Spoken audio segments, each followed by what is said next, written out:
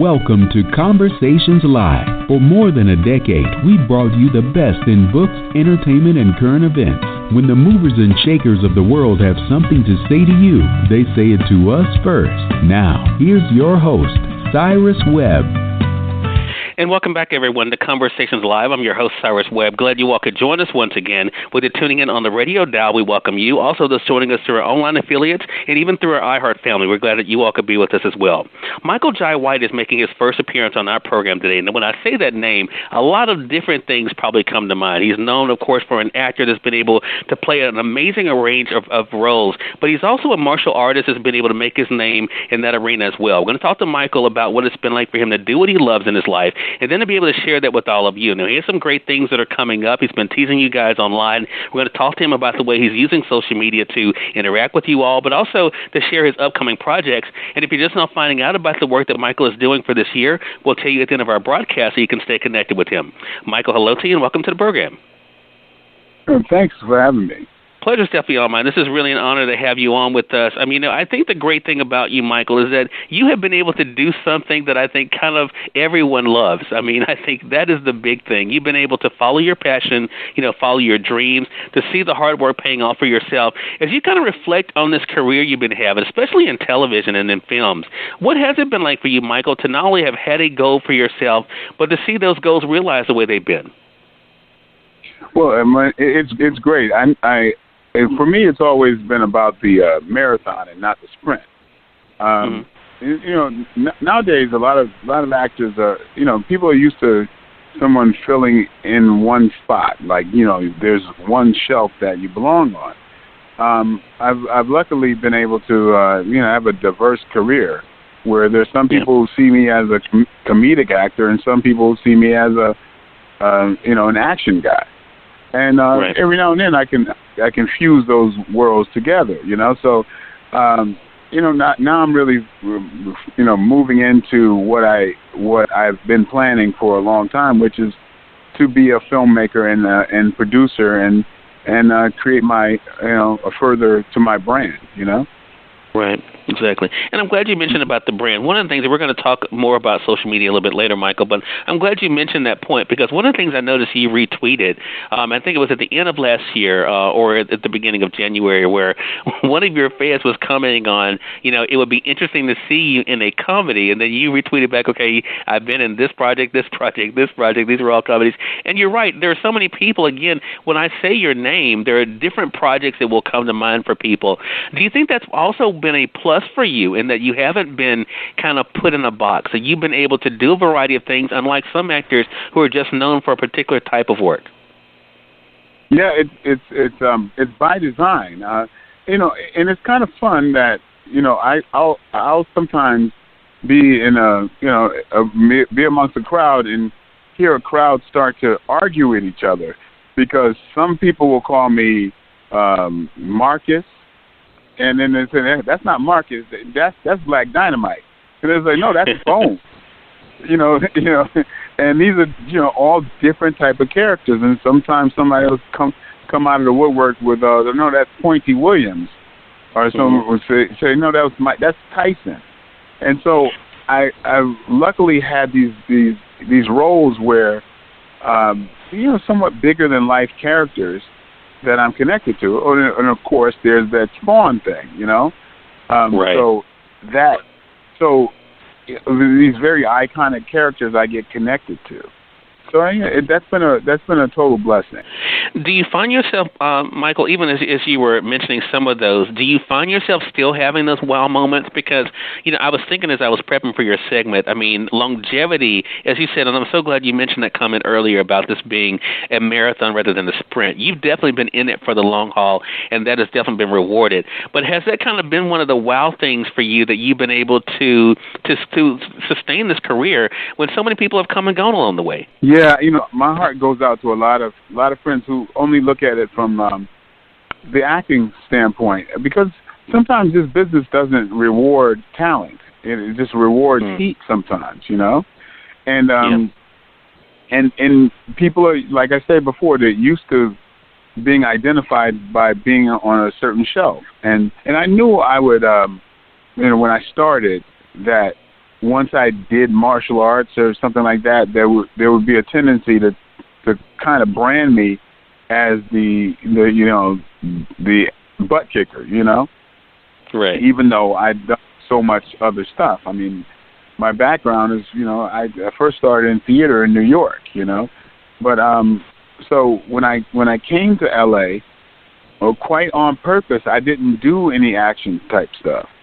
I wanted to be established as an actor first, and in movies like Tyson and Spawn and several movies like that really established me as the actor. And so people in the studios only saw me as an actor because that's all they knew me from. And once I started doing the martial arts stuff, well, a lot of people thought, well, maybe somebody doubled me. They didn't think that I really did it, and which was perfect for me. I'd rather them think I was the actor. Exactly. And I think this all goes back to, I mentioned to you at the before we went on the air here, Michael, I wanted to talk about how, your life as, in martial arts and your life, in front of the camera, how there are definitely some themes that I think audiences can be able to relate to. One of the big ones, I think, is the importance of persistence, consistency, and dedication. I mean, you definitely have to when you're involved in martial arts. I don't know personally, but I know from what I hear and from what I've seen, you definitely have to have that dedication. Have you found that has kind of been key for you? Because, again, as you said, there are some people who know you for the action, that being able to keep those things in mind, the importance of what you're dedicating yourself to, the consistency, and also that persistence, that has definitely helped you in both of those worlds. Absolutely. Martial arts being a mainstay in my life has been probably the greatest element, the greatest virtue of my life, because what really martial arts, true martial arts, is about is what it develops as far as character is concerned. It's not about just the combative aspects of it. It's about you testing your will and pitting yourself against yourself. There are these obstacles that you're shown, whether it be one belt level to the next, very much like life. There's all these obstacles you're going to have to overcome, and you dig deep and do that. So with martial arts, you kind of put yourself through more than what life is going to throw at you, because you have to get over these physical barriers. But the thing that's getting you over those physical barriers is your determination and your spirit and your heart. And so with that strengthening of your will and determination and discipline, you can accomplish anything. So when I'm doing movies where, I'm writing, directing, and acting, my mental, capacity is untested. It's not untested, but it's well tested. It's something that I know I can barriers, because the mental barriers are the most powerful barriers in your life. So really what martial arts does is teaches you how to, overcome those obstacles. And so that's what I apply to my everyday life. Right.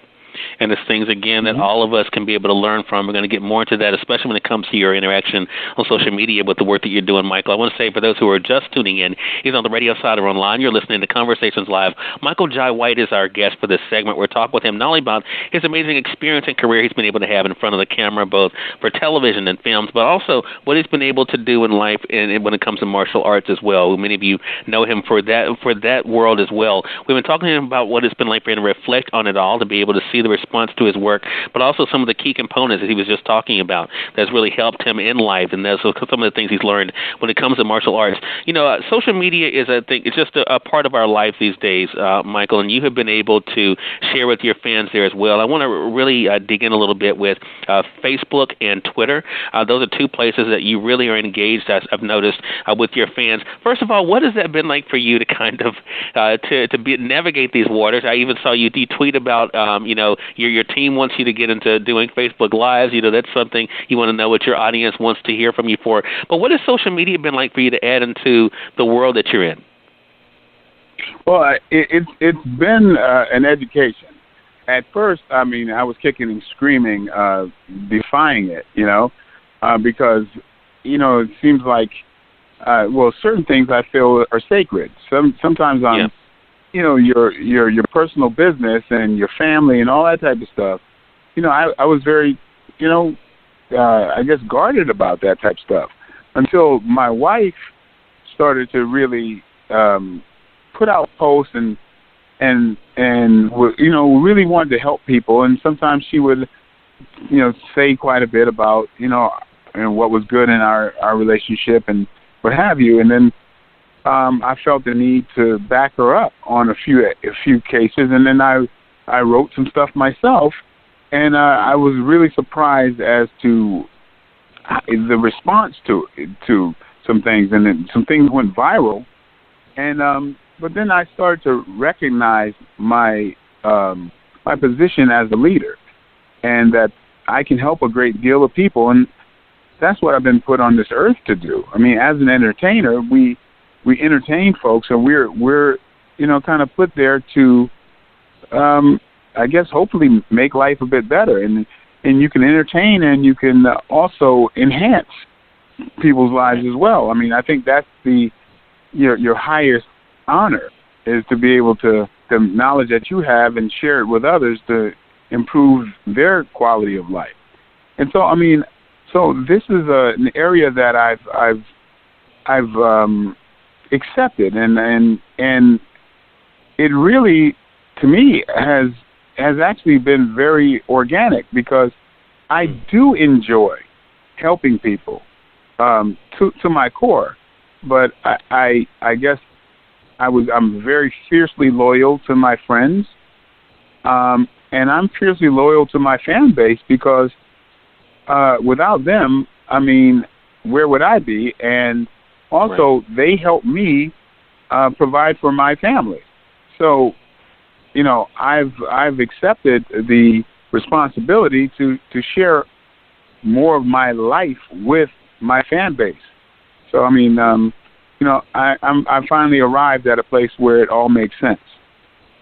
Gotcha. If you don't mind, I want to stick with that for a second, Michael, because I think, this is one of the interesting questions I have. I actually had one of your castmates, and that being Coco Brown, and one of the things that we talked about is the balance of, being who you are as an entertainer and doing that work, and then of course, as you were just mentioning, just being an individual. And I asked her about being comfortable with being a role model, being an example.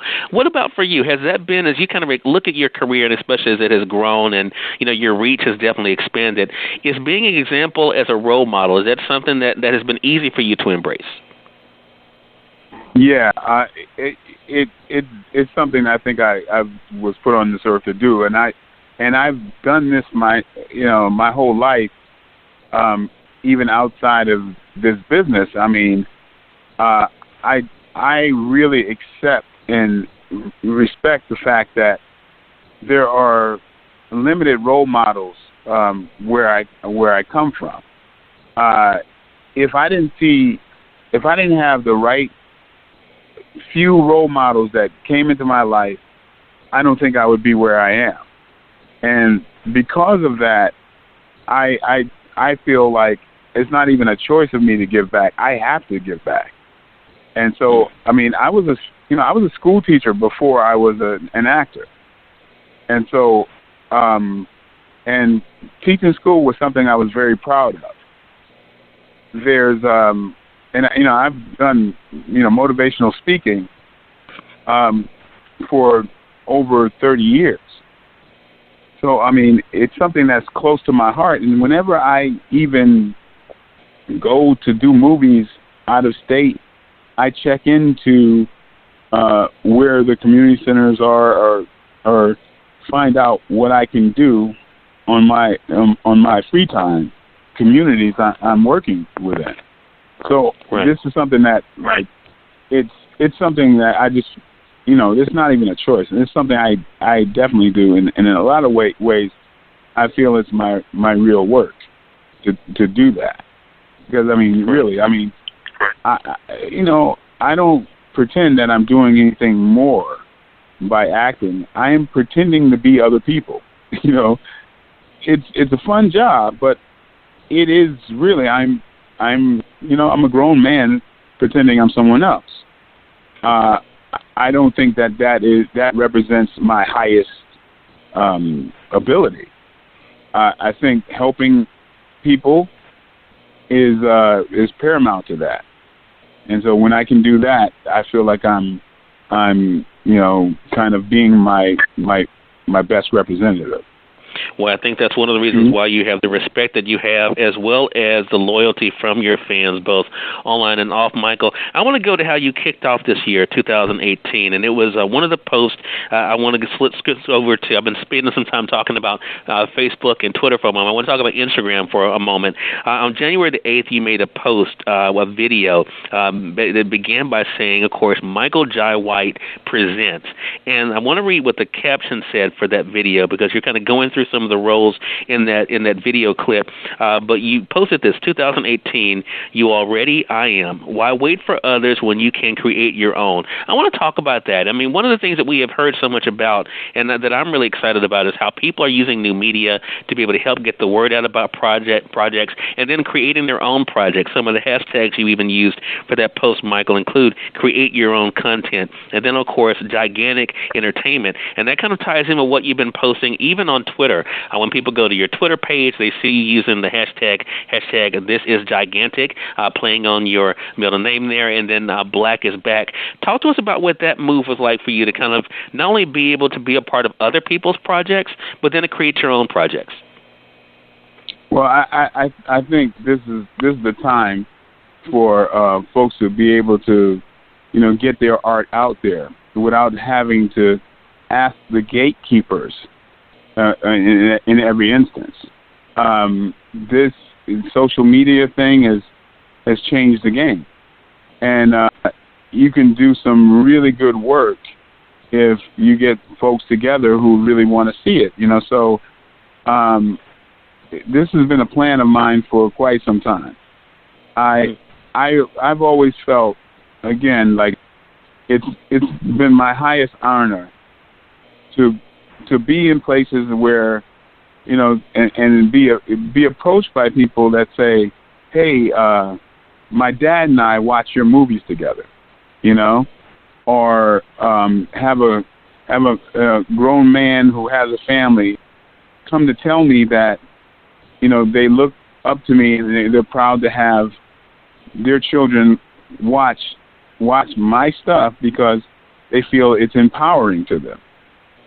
Right. I know that there's not a lot of very positive role models in the world, not really very many positive images out there in TV and film. There's something that Denzel told me that I took to heart. He said something like your career is a lot of times based on the roles you refuse, And he told me that Sidney Poitier told him that, and so that's something that I really took to heart. And of course, I've been offered a lot of things that would celebrate me being my lesser self, or things just for the money that don't provide that type of role model, or unlike the role models I looked up to growing up. Right. Right. So you got to live true to yourself, and so I've always thought and wanted to have the time to where I can create content that is global, that is empowering for a great deal of people who feel unempowered, right, and feel underrepresented in the TV and media. I know full well how to do this, and so there's nothing that's going to stop me from reaching my audience. Yeah. If you don't mind, I want to ask you a question, Michael, about fear. It's one of the things that I have talked about on this program for the past few years, especially because I really believe there's so many people out there, and I'm sure you encounter this as well, who are so talented, so gifted, have so many abilities, but fear is one of those things that really seems to be a roadblock for them, either fear of what people are going to think about it, fear of what the outcome might be, or even maybe even some self-doubt, in themselves. Can I really pull this off? As you have been able to be so adventurous in your careers, how have you not allowed fear to be one of those things that have stopped you along the way? Well, I mean, again, it kind of connects back to the martial arts that's in my life. It really is not a factor at all, any type of fear of anything. I think if I had a fear, it would be a fear of not going forward, I fear the life that's not lived. And I fear for that person who doesn't take that step out to, grab just the brass ring, or just go for their, just go for what will make them happy. And I mean, it's like sometimes it's just bigger than you. And hopefully they find that inspiration. Like I tell a lot of people, think of your children. If you do not go for your best life, then they tend to follow what they see. And, kids will do what they see more so than what you tell them. So if you dig down, if you got to get on the treadmill, or if you got to go dig down and do something that you don't want to do, and you got to, kind of work on your discipline, well, then your children will do that because they see you do it. So, these people who let fear control them, I try to encourage them to look outside of themselves and think about, the people that even matter more to them than they matter to themselves. Like, think of your children, think of people you love. Do it for them. Do it to show that, you can go out there, and even if you failed, I mean, you tried, you tried your best. Right. And that's something to be proud of. And you can keep on going. You don't ever have to stop. So, I mean, exactly. I just for anybody faced with that, I would really encourage them that there's nothing to think about. You got it. There you hear it from the man who definitely knows firsthand the importance of going forward. He's definitely been doing that throughout his career and continues to do that in 2008. Again, everyone, Michael Jai White has been our guest for this segment. An amazing conversation with you, sir. I mean, and I really appreciate this time to not only be able to share, a bit of your own journey, but I think also to motivate our audience out there, no matter where they might be, either here in my home state of Mississippi on the radio or online through our affiliates, to show them what it takes. Because a lot of times people look at someone like you, Michael, as you know, they'll say, well, I want to do that, or I can do that. But I think the question then becomes, are you willing to put in the work? Are you willing to be as dedicated? Are you willing, to be able to face the no's? And then, even as you're doing now in 2018, are you willing to build your own way if that's what's necessary? So, Michael, let our audience know, where's the best place for them to stay connected with you to kind of keep up with the great things coming up this year? Well, I've got official Michael Jai on Instagram, and there's hashtag Michael Jai White on Twitter, and then there's the real Michael Jai White on Facebook. That if they want to connect to what I'm doing, they can find me there. And there's going to be a lot of things coming up, even as soon as next week. That that as you may understand, the teasers or that have been put out are connected to something that I'm going to launch. Wow. So you guys definitely stay connected. Make sure you all are joining him, where millions have already kind of gathered around online to be able to stay connected with Michael. Michael, really excited about this for you and all the great things that are coming from it. And also, I have to say, I'm really excited about the people that are going to be motivated by you in what you're doing, because I think by seeing you do it, that's going to show them what they can do, as you were saying earlier. And that's what it's all about, being able to allow that next generation to let those coming up behind you know what's possible if they're willing to do the work. So, sir, again, thank you so much for this. Really appreciate it, and looking forward to our next conversation together. Well, thank you. Me too. Take care. All right, and we thank your audience for tuning in to another great segment of Conversations Live. If you all came in late and missed part of the conversation with Michael, don't worry. Thanks to our online friends, you all can catch the replay right as we go off the air. The link is already available through our social media site. So head over to Facebook.com/Cyrus Webb or go to Twitter.com/Cyrus Webb. You can click on the link there, listen to the show completely for free, and share with your friends from there too. Until next time, I'm your host, Cyrus Webb, saying as always, enjoy your day, enjoy your life, enjoy your world. Make sure you take out time to enjoy some good music as well as a great book. Thank you all for choosing Conversations Live today. You all make it a great one.